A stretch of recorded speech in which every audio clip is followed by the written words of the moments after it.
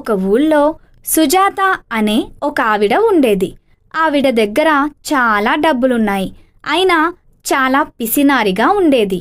అయితే ఒకరోజు పక్కింటి వనజ ఆంటీ వచ్చి సుజాతని, వదినా, మా ఇంటికి చుట్టాలొస్తున్నారు, వంట చేయడానికి పెద్ద గిన్నె కావాలి, మీ దగ్గరున్న పెద్ద గిన్నె ఒకసారి ఇవ్వవు అని అడుగుతుంది.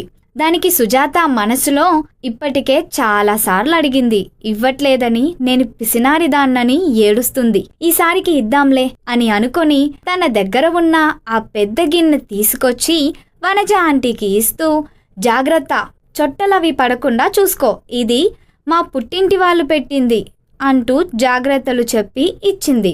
వనజ అలాగే వదినా అంటూ తీసుకెళ్ళింది. 2 రోజుల తరువాత వనజ ఆంటీ ఆ పెద్ద గిన్నెను తీసుకొచ్చింది.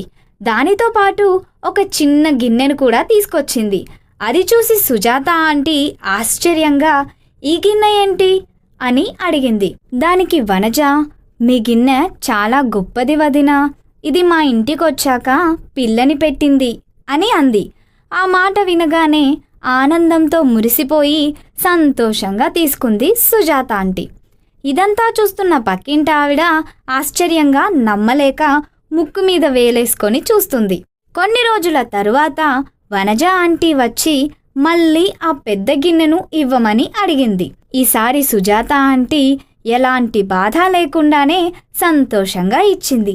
ఎందుకంటే ఈసారి ఎలాంటి పిల్లల్ని పెడుతుందో, ఎన్ని పెడుతుందో అనుకుంటూ ఇచ్చింది. వనజ ఆంటీ తీసుకెళ్ళిపోయింది. తరువాత కొన్ని రోజులు గడిచినా వనజ ఆంటీ అసలు ఆ గిన్నె తిరిగి ఇవ్వలేదు. అప్పటికే చాలా రోజులు గడిచిపోయాయి. దాంతో ఉండబట్టలేక సుజాత ఆంటీ వెళ్ళి వనజ ఆంటీని, నేను ఇచ్చిన గిన్నెను ఇంకా తిరిగి ఇవ్వలేదేంటి అని అడిగింది. దానికి వనజ ఆంటీ బోరున ఏడవడం మొదలుపెట్టింది. సుజాత ఆంటీ కంగారుగా, అరెరే, ఏమైంది, ఎందుకలా ఏడుస్తున్నావు అంటూ కంగారుగా అడిగింది. అప్పుడు కళ్ళు తుడుచుకొని వనజ, నువ్వు ఇచ్చిన గిన్నె చచ్చిపోయిందొదినా అని అంది. ఆ మాట వినగానే సుజాత ఆంటీ కోపంగా, ఏం మాట్లాడుతున్నావు, అసలు గిన్నె ఎక్కడైనా చచ్చిపోతుందా అని అడిగింది. దానికి నిదానంగా వనజ ఆంటీ, అదేంటి వదినా, గిన్నె పిల్లల్ని పెట్టినప్పుడు నమ్మగా లేంది చచ్చిపోతే ఎందుకు ఆశ్చర్యం, అప్పుడు పిల్లల్ని పెట్టింది, ఇప్పుడు చనిపోయింది, అంతే అని చెప్పింది. దాంతో సుజాత ఆంటీ ఇంకేమీ మాట్లాడలేక తలదించుకొని నీరసంగా ఇంటికి వెళ్ళింది. ఇదంతా చూస్తున్న పక్కింటావిడ తన పక్కనున్న మరొక ఆవిడతో, ఆ రోజు ఇంకో గిన్నె ఉచితంగా వస్తుంది కదా అని ఆవిడ చెప్పిన కథకి తలూపింది. ఈరోజు కథ తిరగబడి ఉన్నది కూడా పోయి తలదించుకొని పోతుంది.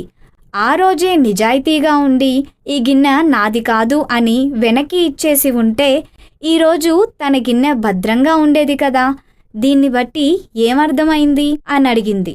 దానికి పక్కనున్నామే, మనది కాని దానికోసం ఆశపడితే ఉన్నది కూడా ఊడ్చుకుపోతుంది అని అంది.